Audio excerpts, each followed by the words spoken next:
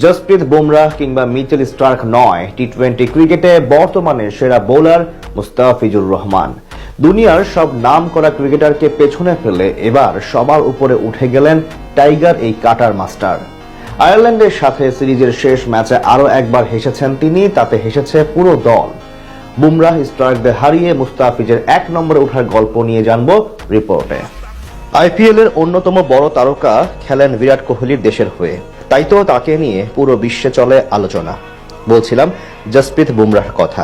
অনেকেই তাকে মনে করেন বিশ্বসেরা ফাস্ট বোলার, অন্তত টি-20 ক্রিকেটে তার মতো নেই কেউই। কিন্তু বাস্তবতা কি সেই কথা বলছে? উত্তর হয়তো সেই কথা বলে না।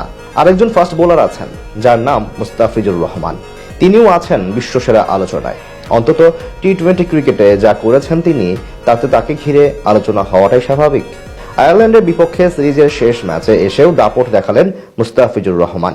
মাত্র 3 ওভার বল করে দিয়েছেন 10টি ডট বল, তুলে নিয়েছেন 3 উইকেট, যার মধ্যে 2টি এসেছে তার দারুণ অফ কাটারে।